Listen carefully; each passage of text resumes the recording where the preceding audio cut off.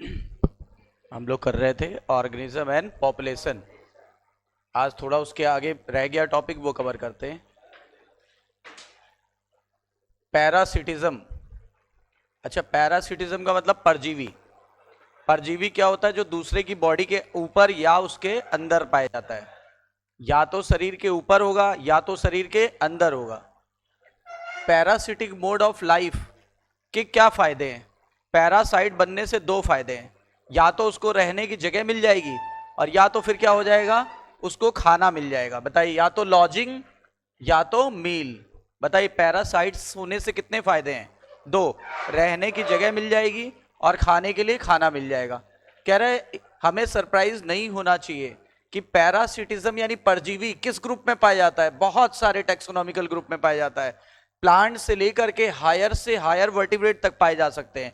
यानी परजीवी हर एक ग्रुप को बिलोंग करते हैं। परजीवी किसको बिलोंग करते हैं? हर एक ग्रुप को बिलोंग करते हैं। इसका मतलब कुछ पैरासाइट्स जो होते हैं, मतलब ज्यादातर पैरासाइट्स जो होते हैं वो इवॉल्व होते हैं होस्ट स्पेसिफिक। मतलब क्या होता है? अगर मैं पूछूं जुएं कहां पाए जाते हैं, तो आपका जवाब क्या होगा कि जुएं कहां पाए जाते हैं? तो आंसर होगा, आंसर हो गया कहां पे? हो गया है सर। तो इन किसके सिर पे पाए जाते हैं? सिर तो बहुत लोगों के पास है ना? तो ह्यूमन बीइंग के, ह्यूमन बीइंग के। फिर लिखा हुआ है they can parasite only in a single species of host. मतलब जुएं देखो केवल एक ही स्पीसीज में पाए जा रहे हैं, सब में नहीं पाए जा रहे हैं। इसका मतलब होस्ट स्पेसिफिक है कि नॉन स्पेसिफिक?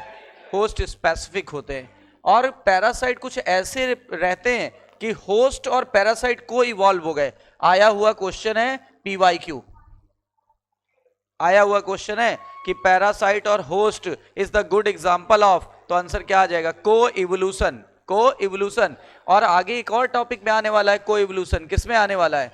आएगा म्यूचुअलिज्म में। किस में आएगा? म्यूचुअलिज्म में। Plant animal relationship, plant animal relationship बोला गया है। It if the host evolve special mechanism for rejecting.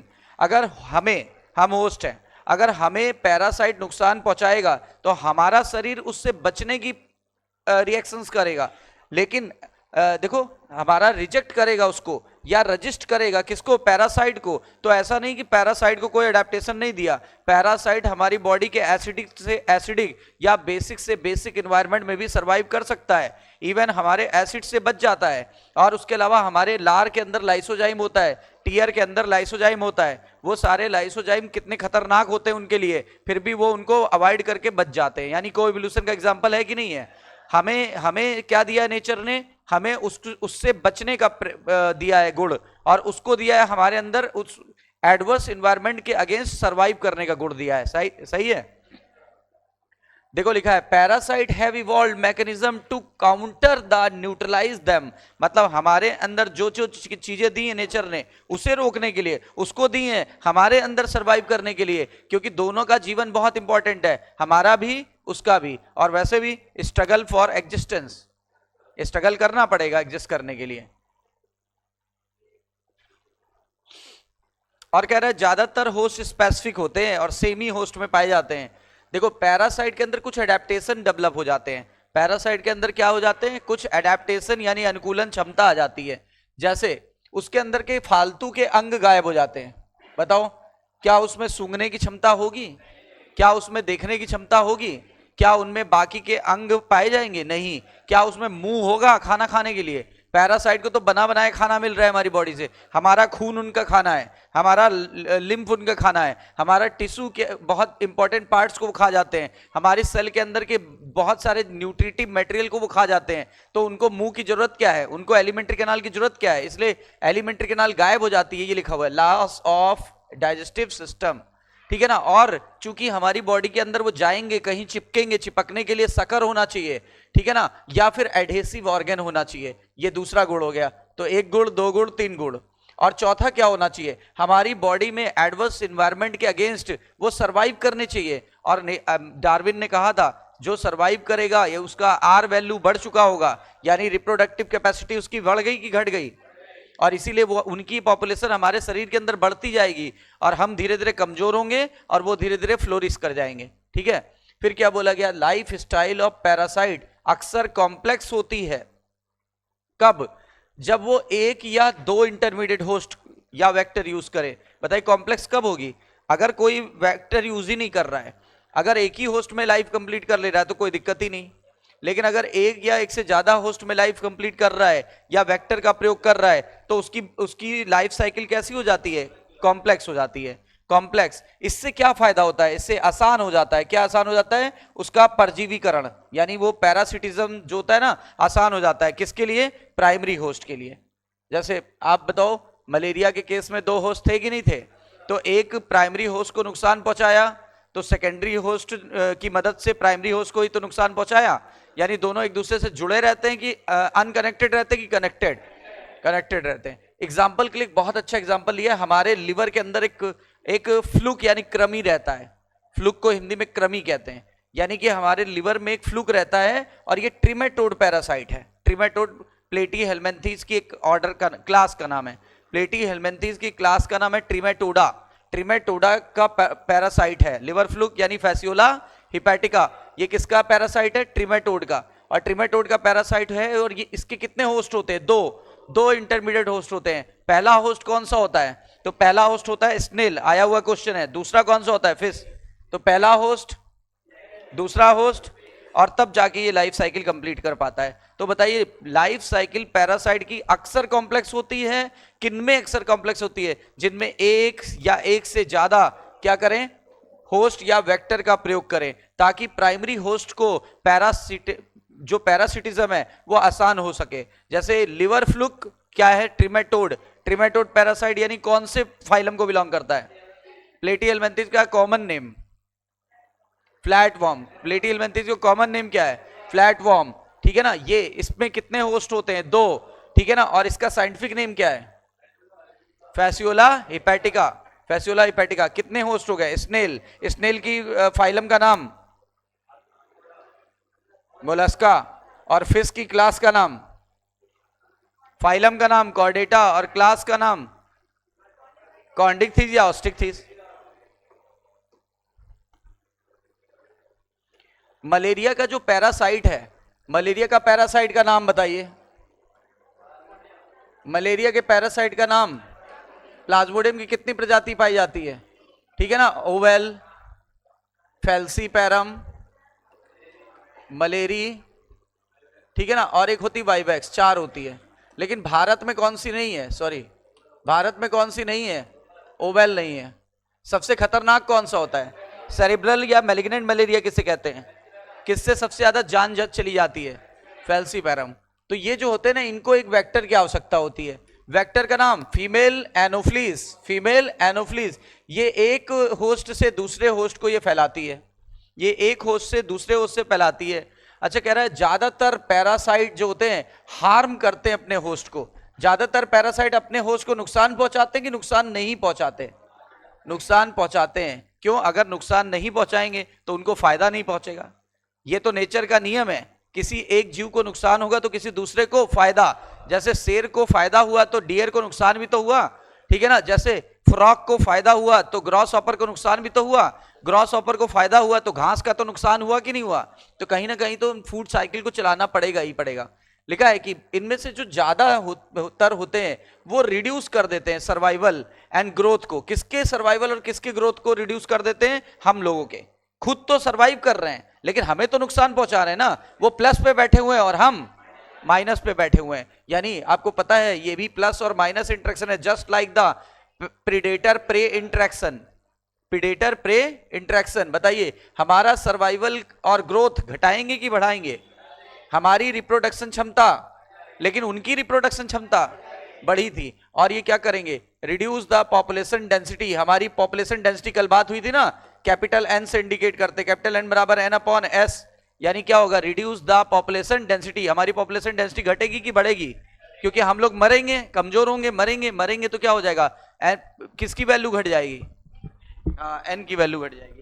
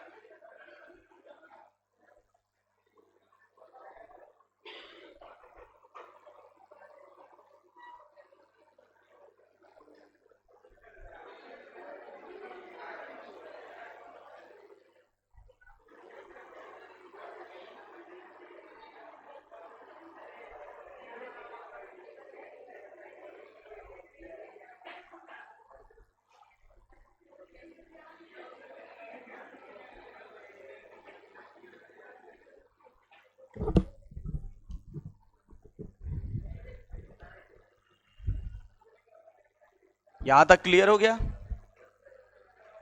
अब आगे, पैरासाइट्स जो शरीर के बाहर रहते हैं उन्हें क्या बोलेंगे? एक्टोपैरासाइट, बाह्य परजीवी। जो शरीर के बाहर रहते हैं उसे क्या बोलेंगे? एक्टोपैरासाइट। एक्टोपैरासाइट का जो सबसे पॉपुलर एग्जाम्पल है, ठीक है ना, वो क्या है? अभी बताया था लाइस। लाइस कहां पाया जाता है? इंसानों के हेड में पाया जाता है और किसी जीव में नहीं पाया जाता है। मतलब स्पेसिफिक है कि नॉन स्पेसिफिक? स्पेसिफिक है। अच्छा, और जो टिक होता है, किलनी, किलनी जो होती है, एक तरह का कीड़ा होता है और खून चूसता है, वो आपने देखा होगा कैटल्स के ऊपर पाया जाता है, स्पेशली डॉग के ऊपर भी पाया जाता है। जो डॉग के बाल होते हैं उनमें चिपक जाता है और वो उनके अंदर पेनिट्रेट करके उनका खून सक कर लेता है, उसको बोलते टिक, उसको बोलते टिक, ठीक है ना। तो मैनी मैरीन पैरासाइट, जो मैरीन वाले, समुद्र वाले जो परजीवी होते हैं, उनका नाम है कोपोड्स। ये एक्टोपैरासाइट कोपोड्स, यानी कि बहुत सारे मैरीन फिशेस होती हैं, उनके ऊपर एक्टोपैरासाइट पाया जाता है, कोपोड्स बोलते हैं। क्या क्या नाम है? Copepods is the ectoparasite on the marine fish. यानी मैरीन फिश के लिए परजीवी कौन है?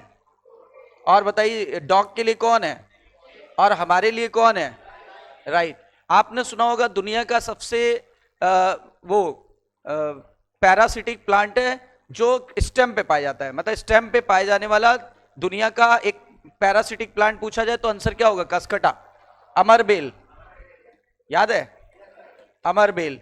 अमरबेल में बेल होती है बिल्कुल ऐसे पीली पीली कलर की, पूरे पौधे को ढक लेती है। आपको दिखाया भी था हमने फिगर, पूरे पौधे को ढक लेती है।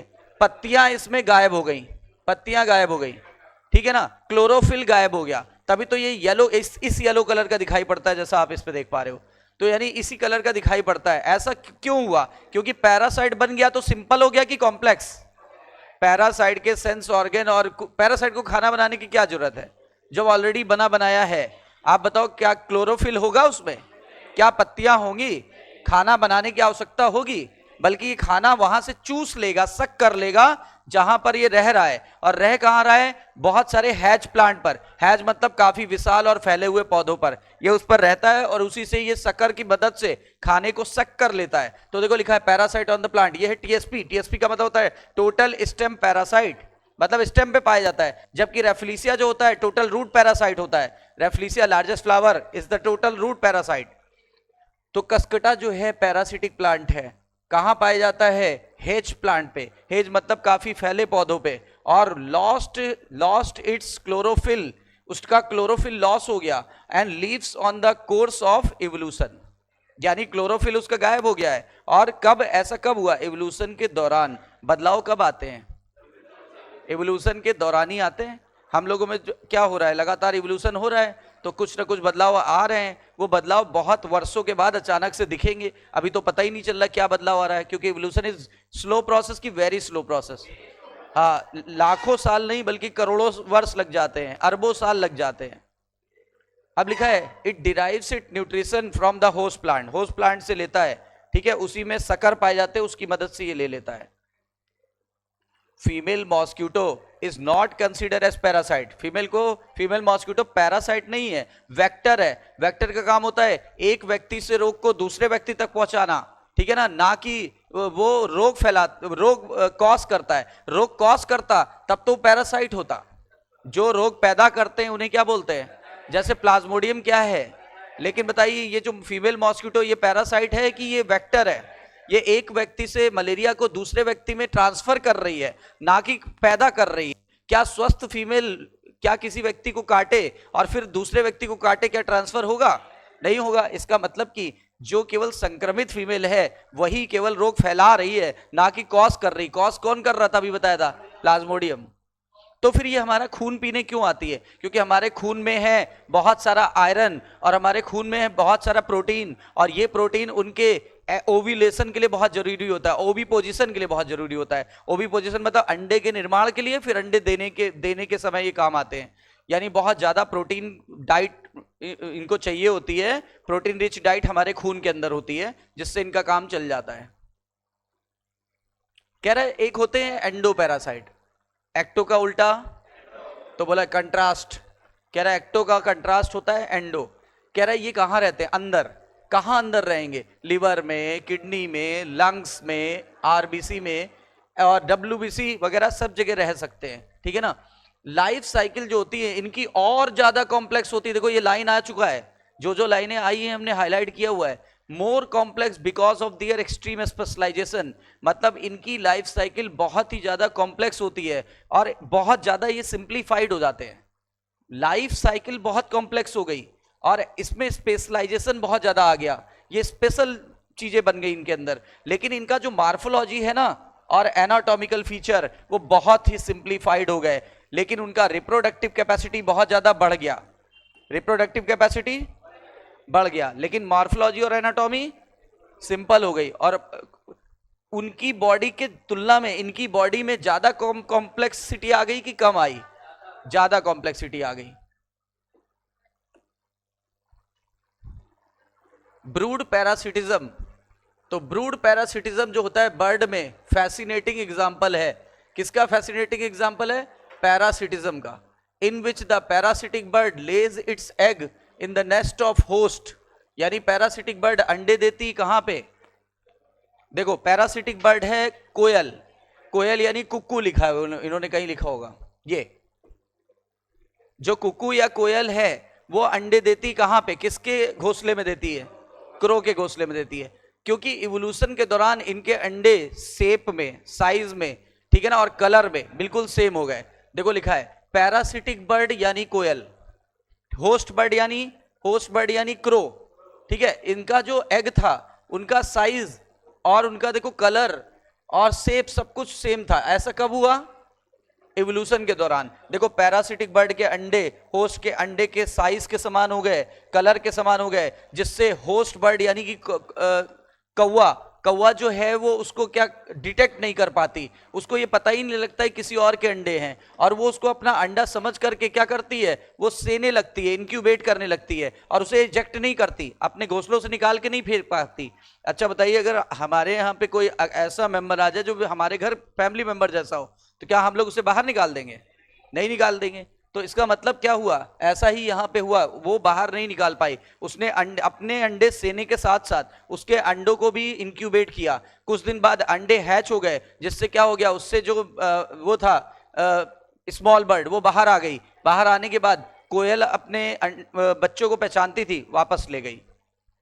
लिखा है try to follow the movement of the koel and the crow in the neighbourhood of the park और ड्यूरिंग ब्रीडिंग सीजन। और इनका ब्रीडिंग सीजन पूछा भी गया था एक बार, spring to summer, spring to summer. कोयल की आवाज कब आती है, बसंत ऋतु से गर्मी में, है ना, ज्यादातर आवाज आती है। और कह रहा है इसको बोलते ब्रूड पैरासिटिज्म, इस घटना का नाम।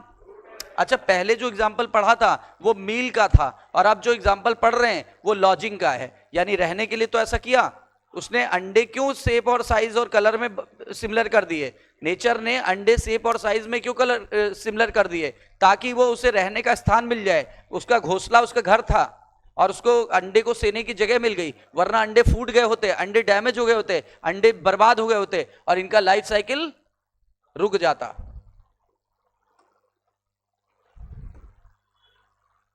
अब अगला टॉपिक है कॉमनसेलिज्म। ये होता है प्लस जीरो इंटरेक्शन, एक को फायदा दूसरे को ना कोई फायदा ना कोई नुकसान, इसको बोलते हैं कॉमनसेलिज्म, सहजीवन। कहता है ऑर्किड एक एपीफाइट है। एपी मतलब ऊपर, फाइट मतलब पौधा, यानी ये पौधे के ऊपर पाए जाने वाला पौधा है, और ये मैंगो के ऊपर ज्यादातर पाया जाता है। आम के ऊपर जो पौधा पाया जाता है ना उसको बोलते हैं ऑर्किड, ठीक है ना। इसी तरह से बारनाकल कहां पाया गया था, याद करो, किसकी पीठ पर पाया गया था, वेल की पीठ पर पाया गया था। याद करो सुपीरियर बारनाकल को क्या बोला था, बैलेनस, और इंफीरियर को कैथेमेलस। और कॉर्नेल के एलिगेंट फील्ड एक्सपेरिमेंट में ये हमने देखा था कि सुपीरियर वाला इंफीरियर को एलिमिनेट कर देता है या सरवाइव नहीं करने देता है, याद आया। फिर बोला है ना तो यहां मैंगो को कोई बेनिफिट हो रहा है ना वेल को, लेकिन बेनिफिट किसको हो रहा है, ऑर्किड को और बारनाकल को, यानी वो दोनों प्लस पे बैठे हुए हैं और मैंगो और वेल दोनों कैसे बैठा हुआ, जीरो पे बैठा है। कैटल अर्गट and grazing cattle in close association, cattle अर्गट और ग्रेजिंग कैटल क्लोज एसोसिएशन में था। At a site are most likely to catch, and if you live the formal rural area, formed rural area. कह रहा अगर आप गांव के क्षेत्र में जाएं, वहां पे अगर आप देखें तो आप पाओगे कि क्या होता है, कैटल अर्गट यानी कि बगुला, बगुला जो होता है वो हमेशा गाय भैंस के आगे पीछे ही चरता पाया जाता है। कारण ये, जब गाय भैंस चलती है तो उसके पैरों के हलचल से, वाइब्रेशन से जो कीड़े छुपे हैं घास के अंदर, वो अपनी जान बचाने के लिए भागते हैं। जब जान बचाने के लिए भागेंगे तो ऊपर आएंगे, ऊपर आएंगे तो अब आसानी से दिख जाएंगे। किसको आसानी से दिख जाएंगे? बगुले को, क्योंकि बगुले तो, बगुला एक बर्ड है और बर्ड का वो क्या होता है, शिकार, इंसेक्ट, कीड़े होते हैं। तो इन्होंने क्या बोला, जो बगुला है हमेशा चरता हुआ, फोरेज मतलब भोजन की तलाश, भोजन की तलाश में हमेशा पास पास पाया जाता है। किसके पास पाया जाता है? कैटल के। और कैटल जब चरते हैं तो क्या होता है, तो फिर देखो जब वो मूव करते हैं, स्टीर अप यानी हलचल होती है, और जिससे कीड़े बाहर आ जाते हैं। कहां से? वेजिटेशन से। और अदरवाइज ये इसको देखने में मुश्किल होती, अर्गट यानी बगुले को देखने में मुश्किल हो रही थी, पकड़ने में मुश्किल हो रही थी। लेकिन जब उसके पीछे पीछे चलता है तो उसको पता था कि ये अपनी जान बचाने निकलेंगे, और वो दाव लगाए बैठा रहता है और उसको खा लेता है। हाँ, और ये सबसे क्लासिकल एग्जाम्पल था। ये देखो, ये लाइन यहां से आई है। सबसे क्लासिकल एग्जाम्पल पूछेगा तो ये नहीं जवाब दोगे, क्या जवाब दोगे आप? हाँ, कैटल अर्गट और कैटल। कह रहा है एक दूसरा एग्जाम्पल है कॉमनसलिज्म का, interaction between C anemone and clown fish, कहीं दिया होगा। ये रहा, देखो ये एक फिश है मान लो, ठीक है, ये फिश है, इसके ऊपर पाया जा रहा है सी एनिमोन, मान लो सी एनिमोन पाया जा रहा है, ये इसके टेंटिकल है। अब टेंटिकल पे कौन सी डंक कोशिकाएं होती हैं? Stinging cells. अब ये इसके पीठ के ऊपर है, ठीक है, तो देखो क्या लिखा है, सी एनिमोन के पास स्टिंगिंग टेंटिकल है, मतलब डंक मारने वाले टेंटिकल है, और ये क्लाउन फिश के साथ रह रही है, ठीक है, उसके ऊपर ही रह रही है। फिश को सुरक्षा मिली किससे? दुश्मनों से। फिश को सुरक्षा मिली किससे? दुश्मनों से, ये शिकारियों से मिल गई। और वो which stay away from the stinging tentacle, मतलब दुश्मन इससे दूर भाग गए। बताइए, जो फिश थी क्लाउन फिश, उसके ऊपर कौन पाया जा रहा था? सी एनिमोन। और सी एनिमोन के पास क्या थे? टेंटिकल। टेंटिकल के ऊपर क्या थे? डंक कोशिकाएं, स्टिंगिंग सेल। और स्टिंगिंग सेल ने किसको? पैरासाइट इसका शिकार करने आता था तो ये उसके डंक मार के भगा देती थी। अब सुरक्षा किसको मिली? मछली को कि इसको मिली? मछली को मिली, ठीक है ना। तो ये तो प्लस पे बैठी। और बताओ इसकी सेहत पे कोई प्रभाव पड़ा? इसका तो काम ही था डंक मारना, तो ये न्यूट्रल बैठा हुआ है, जीरो पे। तो ये हो गया किसका एग्जाम्पल? इसका एग्जाम्पल। लिखा है एनिमोन को कोई फायदा नहीं हुआ, यानी एनिमल जीरो पे बैठा हुआ है। जबकि लिखा हुआ है कि any benefit hosting the clown fish, उसको कोई फायदा नहीं हुआ, लेकिन हाँ होस्ट को फायदा हो गया, वो बच गया किससे? प्रेडेशन से, शिकार से बच गया।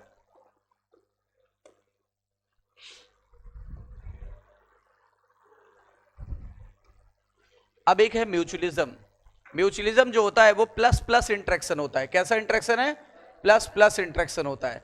इस इंटरेक्शन में क्या होता है? दोनों को बेनिफिट होता है, दोनों को बेनिफिट होता है।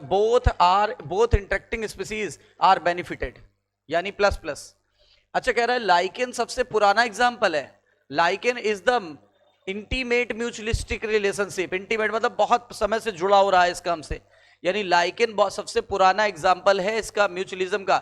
लाइकेन में दो स्पीसीज, एक फंजाई की और एक एल्गी या फिर साइनोबैक्टीरिया बोल दो, उनकी प्रजातियां आपस में इंटरेक्ट करके एक दूसरे को फायदा पहुंचाती हैं, ठीक है ना। देखो फंजाई क्या होता है, अपना खाना नहीं बना पाता, और जबकि ये दोनों खाना बना लेते हैं, तो ये लोग खाना बना के इसको देंगे, जिससे ये क्या करेगा? अपनी एनर्जी प्राप्त कर लेगा।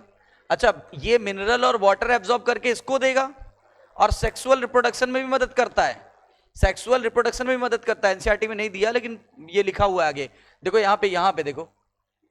अगला एग्जांपल है माइकोराइजा, अभी नीचे लिखा होगा। माइकोराइजा जो होता है वो कहां होता है? The association of root with the association of fungi with the root of higher plant, with the root of normal plant की with the root of higher plant. ये देखो लिखा है fungi root of higher plant. Fungi और root of higher plant एक दूसरे से associate हो जाते हैं। और फंजाई क्या है? फंजाई मिनरल और वाटर एब्जॉर्ब करके देगी। ये देखो लिखा है इसेंशियल न्यूट्रिएंट का मतलब मिनरल, मिनरल और वाटर एब्जॉर्ब करके देगी सॉइल से। ठीक है, उसको बदले में वो पौधा इसको क्या देगा, पौधा इसको देगा क्या, फंजाई को देगा एनर्जी यील्डिंग कार्बोहाइड्रेट यानी फूड, एनर्जी यील्डिंग कार्बोहाइड्रेट यानी फूड, और वो फूड को ऑक्सीडाइज करके एनर्जी निकाल लेगी, फूड को ऑक्सीडाइज करके एनर्जी निकाल लेगी। किसको बेनिफिट हुआ, दोनों को। अच्छा, स्पेक्टेकुलर का मतलब होता है सबसे शानदार, और इवोल्यूशनरी फैसिनेटिंग का मतलब सबसे आकर्षक, आकर्षक उद विकास वाला एग्जाम्पल।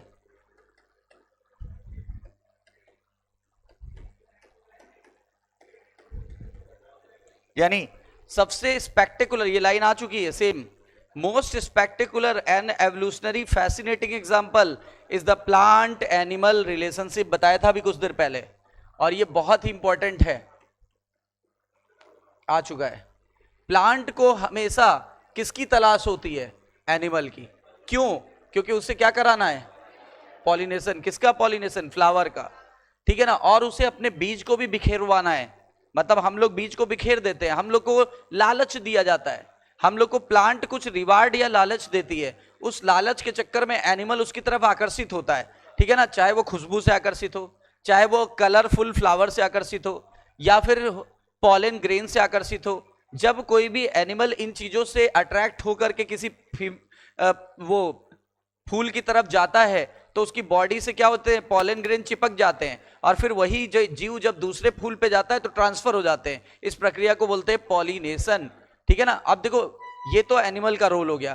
प्लांट ने लालच दी, एनिमल ने उसके बदले में सर्विस दे दी, एनिमल ने उसके बदले में फी पे कर दी, या उसके बदले में कोई सर्विस प्रदान कर दी। वो सर्विस हो सकती है या तो पॉलिनेशन और या तो सीड डिस्पर्सल। देखो लिखा है, animal obviously have to paid fee for this service, कह रहा है एनिमल को इसकी फी पे करना पड़ा इस सेवा की, ठीक है। That plant expected from them, यानी एक ने रिवार्ड दिया, दूसरे ने फी पे किया, यानी गिव एंड टेक का नियम था, यानी प्लस और प्लस पे हो रहा था। प्लांट ने रिवार्ड दिया या फी दिया, किस रूप में, अभी बताया था, पॉलन ग्रेन, और फूलों के जूस को क्या कहते हैं, नेक्टर, किसको, पॉलिनेटर यानी एनिमल को, और जूसी फ्रूट दिया किस, ताकि सीड डिस्पर्स हो सके।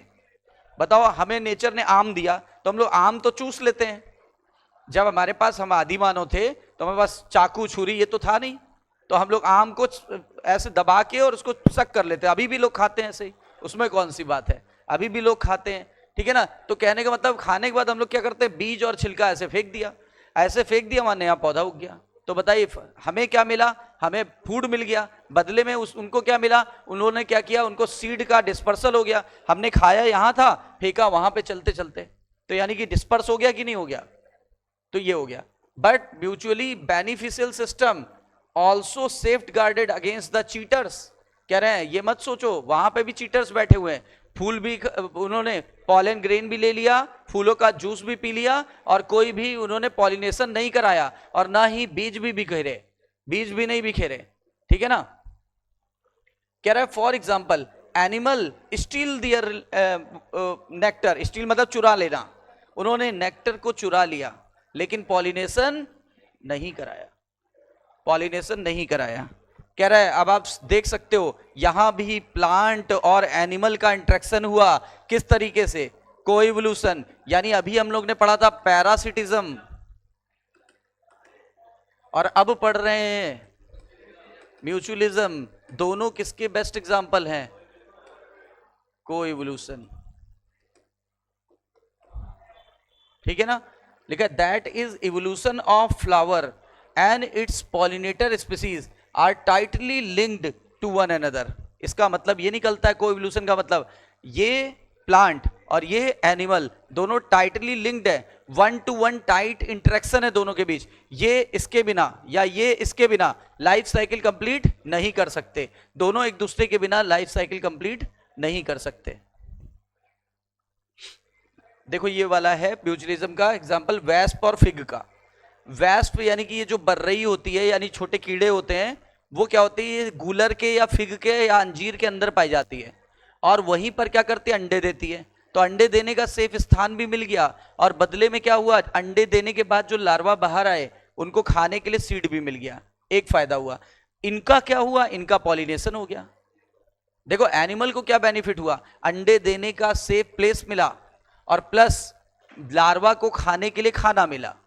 जबकि पौधे का क्या हुआ, पौधे का पॉलिनेशन हो गया। किसको बेनिफिट हुआ, एनिमल को कि प्लांट को कि दोनों को, यानी फिग को या वेस्प को कि दोनों को, दोनों को। यही थ्योरी में लिखा हुआ है। बहुत सारी प्रजातियां जो होती है फिग की, ठीक है, उसमें वन टाइट 1-to-1 रिलेशनशिप होता है पॉलिनेटिंग स्पीसीज ऑफ वेस्प, यानी वेस्प और फिग में बहुत टाइट रिलेशनशिप होता है। टाइट का मतलब एक दूसरे के बिना जीवन कंप्लीट ना कर पाना, जी एक दूसरे के बिना जीवन कंप्लीट नहीं कर पाएंगे। It means the given fig species can be pollinated only by partner wasp bee, यानी जो उसकी पार्टनर वेस्प भी है, बर्रई की भी कई सारी प्रजातियां होती हैं, एक ही प्रजाति से वो पॉलिनेट करेगी, चाहे 999 आ जाए उनसे पॉलिनेट नहीं करेगी, क्योंकि टाइट रिलेशनशिप है। यानी क्या होता है, स्पेसिफिसिटी आ गई, यानी वेस्प स्पीसीज से ही करेगी, पार्टनर वाली वेस्प से ही करेगी, किसी और से नहीं करेगी, नॉट अदर स्पीसीज। यानी 1000 प्रजाति है तो अगर एक से कर रही तो एक ही से करेगी, 999 को रिजेक्ट कर देगी।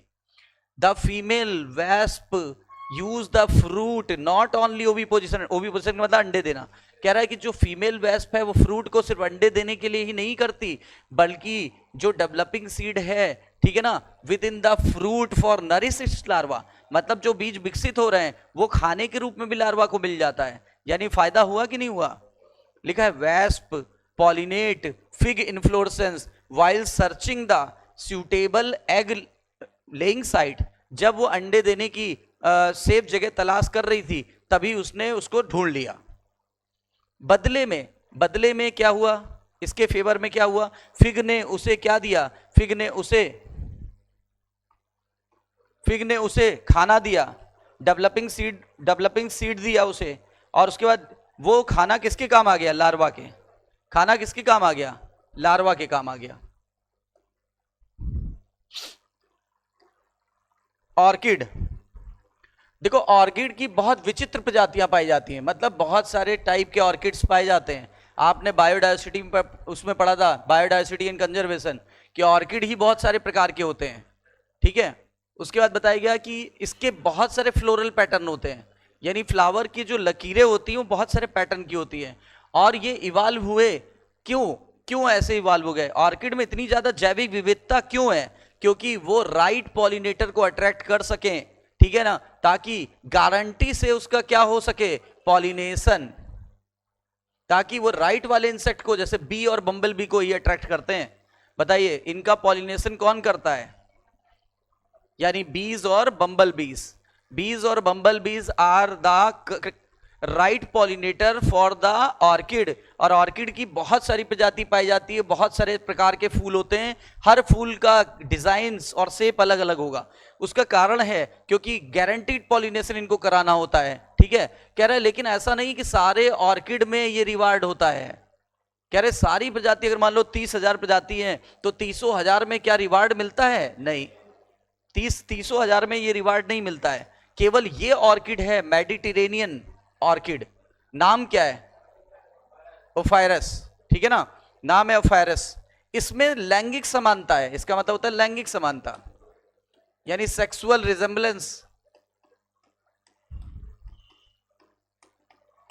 मतलब ये जो फूल है, मान लो ये फूल है, मान लो ये उसका पेटल है, कोई एक पेटल, कोई एक, सभी नहीं, कोई एक पेटल बिल्कुल फीमेल वी की तरह लगेगी। किसकी तरह लगेगी, फीमेल बी की तरह लिखा है। तो बताओ इसका सेक्स और इसका सेक्स सेम लग रहा है, ठीक है ना। कोई एक पेटल का पैटर्न बिल्कुल फीमेल बी के समान होगा, कलर में, साइज में, मार्किंग में, देखो क्या लिखा हुआ है।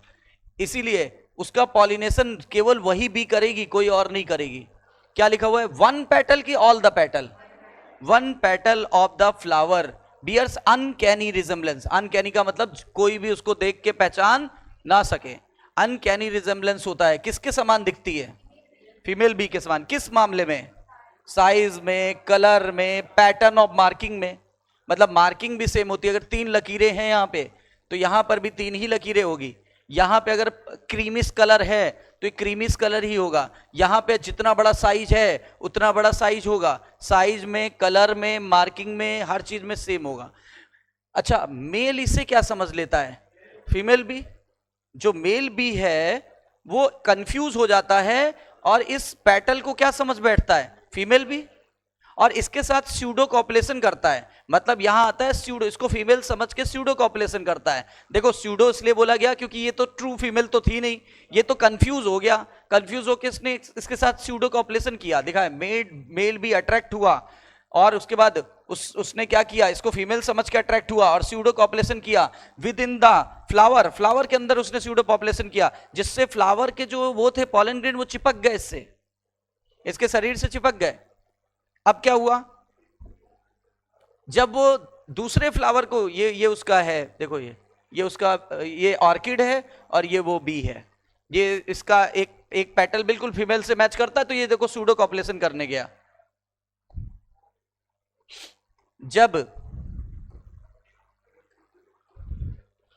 वही बी मतलब मेल बी, जब वही मेल बी स्यूडो कॉपुलेशन करता है दूसरे फूल से, तो पॉलन ग्रेन झड़ गए, पॉलन ग्रेन उस दूसरे फूल पे झड़ गए। देखो एक फूल पे गया था तो चिपक गए, दूसरे पे गया तो झड़ गए, वो पॉलन ग्रेन निकल गए। अब पॉलन ग्रेन जब निकल गए तो लिखा हुआ है ये किसका, यहां क्या हो रहा था?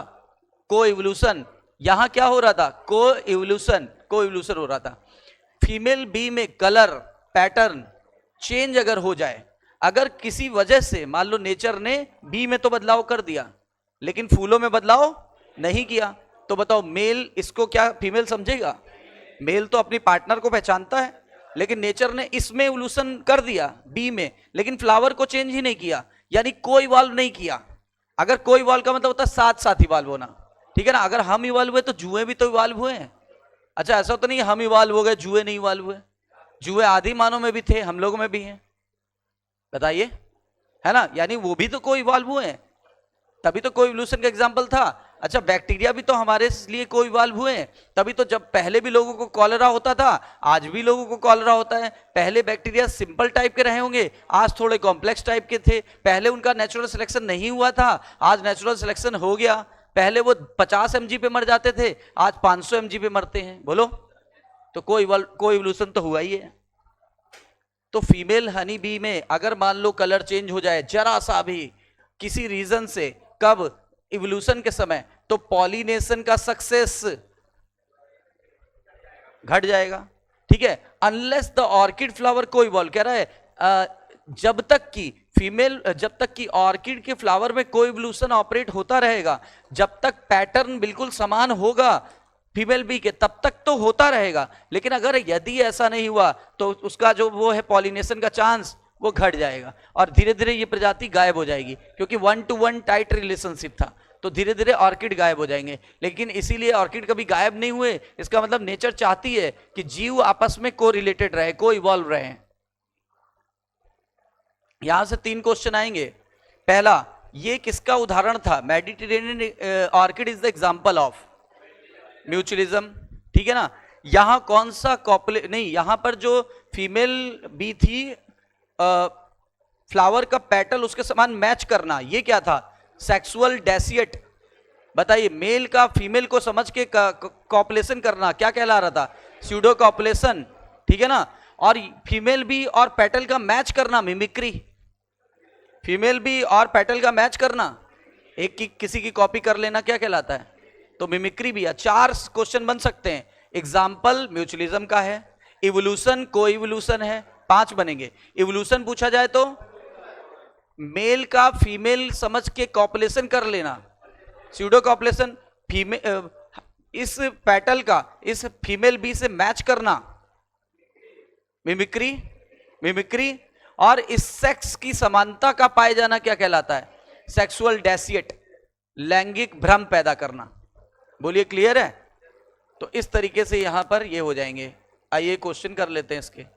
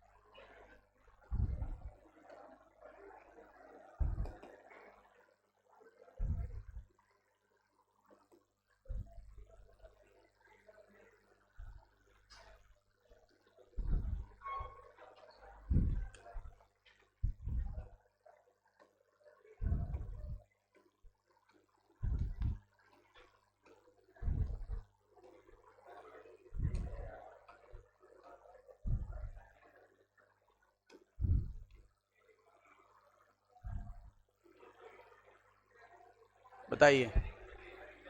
वलहस पर लॉजिस्टिक ग्रोथ में के क्या है? Carrying capacity, carrying capacity. फिर कह रहा है स्टेटमेंट वाला क्वेश्चन, देखिए given below the two statement, दोनों को बताना है। गॉस का कॉम्पिटिटिव एक्सक्लूजन प्रिंसिपल ये कहता है कि दो क्लोजली रिलेटेड स्पीसीज कॉम्पीट करती हैं अगर डिफरेंट रिसोर्सेस के लिए। गलत हो गया सर, सेम रिसोर्सेस के लिए तो वो लंबे समय तक साथ नहीं रह सकती। कल ही किया, गलत हो गया पहला।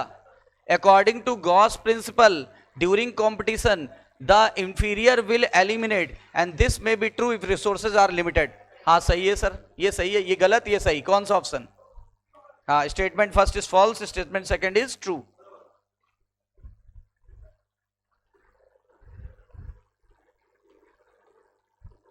लिस्ट मैच कराने वाली, बताइए।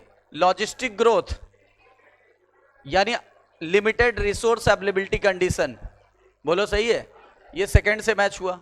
एक्सपोनेंशियल ग्रोथ अनलिमिटेड, पहले से मैच हुआ।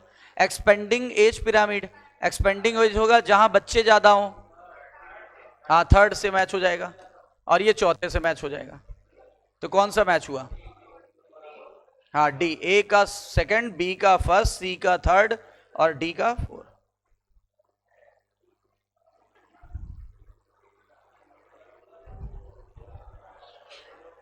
म्यूचुअलिज्म मैच हो जाएगा प्लस प्लस से, ठीक है, यानी ए का 4, कॉमन सेलिज्म हो जाएगा +0 पहला, एमएन सेलिज्म हो जाएगा -0 यानी दूसरा, और पैरासिटिज्म हो जाएगा प्लस माइनस यानी कि थर्ड।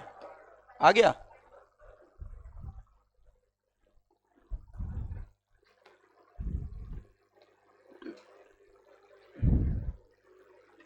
गॉस का कॉम्पिटिटिव प्रिंसिपल एक्सक्लूजन ये कहता है कि दो क्लोजली रिलेटेड स्पीसीज जब सेम रिसोर्स के लिए कंपटीशन करती तो को एग्जिस्ट नहीं कर सकती, इंफीरियर वाला गायब हो जाएगा। सही है। अच्छा, in general carnivores are more affected, गलत हो गया, अभी कल ही किया था इस पे डिस्कशन, तो ये गलत हो गया, उल्टा लिखा है। सबसे ज्यादा अफेक्टेड कौन होता है? प्लांट, प्लांट के बाद हार्बीवोर। सबसे कम इफेक्ट कौन होता है? तो पहला सही है, दूसरा गलत है। ये बताइए। Cannot be connected to the predation, predation से कौन सा संबंधित नहीं है? It might leads to the species. सही है। हाँ सेकंड नहीं होगा, दोनों निगेटिव कहां होंगे?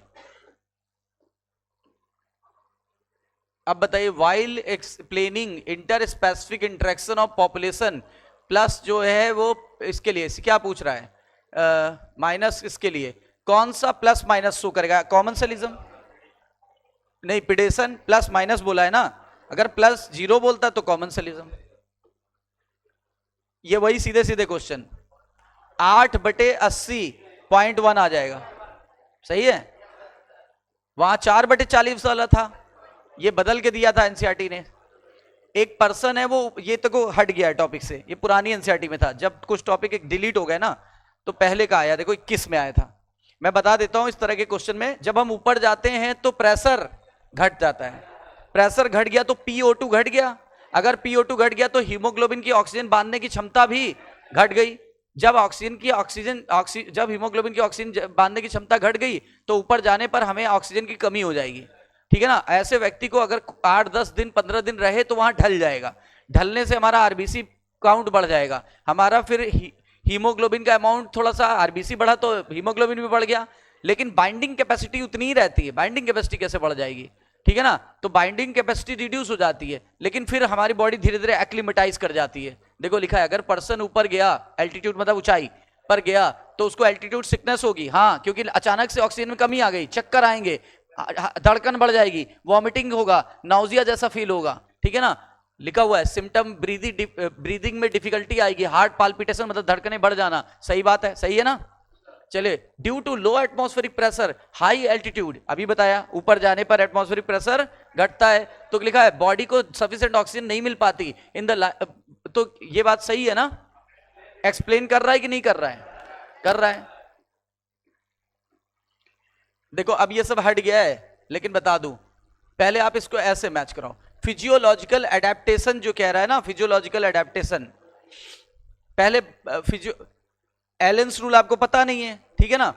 तो पोलर सी में जो ठंडे देशों में रहते हैं उनके कान वगैरह जो और जो बॉडी के पार्ट्स होते हैं वो छोटे रह जाते हैं, वो एलेंस रूल है। तो ए का पी का क्या हो जाएगा? चौथा। था आपके एनसीईआरटी में, था, हट गया, डिलीट हो गया। फिजियोलॉजिकल एडेप्टेशन, कंगारू रेट, नहीं नहीं नहीं नहीं, ये सही है पहला। और उसके बाद बिहेवियरल होता है आपके उसमें डिजर्ट लिजार्ड में, सेकंड हो गया। और बायोकेमिकल एडेप्टेशन, मैरीन फिश रहती डेप्थ में तो हाई प्रेशर झेल लेती है, यानी क्या हो गया? चौथा, नहीं सॉरी तीसरा। अब बताइए कौन सा मैच कर रहे हैं? कर गया? कौन सा मैच किया? हाँ, चौथा, पहला, दूसरा, तीसरा। और इससे टेंशन मत लो, आएगा नहीं। अब पीवाईक्यू है तो करा दे रहा हूं, जो चीज हट गई वो नहीं आएगी। इन द एक्सपोनेंशियल ग्रोथ, ये तो कर ही लोगे। ई क्या है? बेस ऑफ ये वाला कि बेस ऑफ ये वाला? फोर्थ वाला। देखो काफी क्लोज ऑप्शन दिया था।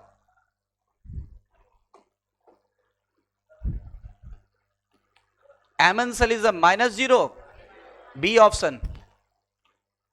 In spite of interspecific competition in nature, the mechanism competing species have evolved for survival. Resource partitioning. ये बताइए, which of following is an attribute of population? कौन सा attribute है population का? Not an attribute लिखा है। Species interaction नहीं था, sex ratio था, natality थी, mortality था, I migration था, immigration था। याद आया? Which of following interaction is widely used in the medical science for the production of antibiotic? Amensalism, अभी कल ही कराया है, एमेंसलिज्म आया हुआ क्वेश्चन है। Growing population in the country, क्या होगा? प्री ज्यादा होने चाहिए देन द रिप्रोडक्टिव इंडिविजुअल, यानी पहला ही सही हो जाएगा। बोले क्लियर है? बराबर होगा नहीं, कम हो नहीं सकता, प्री रिप्रोडक्टिव कम होंगे, रिप्रोडक्टिव से गलत हो गया। कौन सा सही है? पहला वाला, बच्चे ज्यादा होने चाहिए। Which of following very closely related to cannot complete their life cycle? Moth और यक्का। ये कहां से लिया पता है? ये यहां से नहीं लिया था, ये वहां से लिया था, sexual reproduction in flowering plant, लेकिन है इकोलॉजी का ही। सैमोफाइट क्या होते हैं? सॉरी, न्यूमेटोफोर्स कहां पाए जाते हैं? दलदल में जो प्लांट पाए जाते हैं उनमें न्यूमेटोफोर्स पाए जाते हैं। खूंटी जैसे स्ट्रक्चर होते हैं, रूट बाहर आ जाती है, उनमें छोटे छोटे छेद होते हैं, उन्हीं से सांस लेती है। और ऐसे पाए जाते हैं हेलोफाइट्स में। कहां पाए जाते हैं? Halophytes, salt loving plant, salt loving plants. ये सब पुराने सिलेबस का है, देख लो, काफी पहले आया था। 18 कहां? 2 साल बाद 28 आ जाएगी। नेटैलिटी, बर्थ रेट, नेटैलिटी क्या होगी? Birth rate. देखो निक क्या होता है, ये बताया था मैंने आपको, ये पहले जब ईयर लॉन्ग में पढ़ाया था। निक का मतलब होता है the role of, functional role of individual in their habitat. देखो कोई ऑप्शन है? हम जहां रहते हैं वहां हम क्या क्या कर रहे हैं, यही रोल कहलाता है निक। ऑर्गेनिज्म, माइकोराइजा, म्यूचुअलिज्म, सीधे सीधे क्वेश्चन आया। ये बताइए, presence of plant arrange in the well defined vertical area depend upon their height.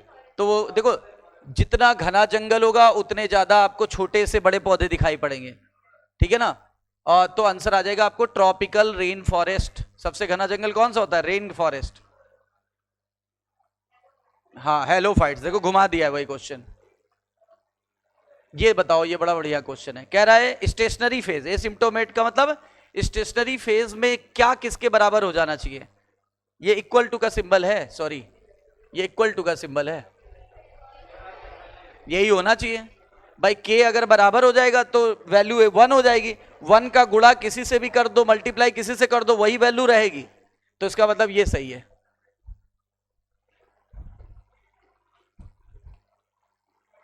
ये तो वही है, वही था, रिपीट हो गया। ठीक है, तो ये आपको यहां तक सारे करा दिए। अगले टर्न पे अब 2 चैप्टर बचे हुए हैं, वो भी हो जाएगा।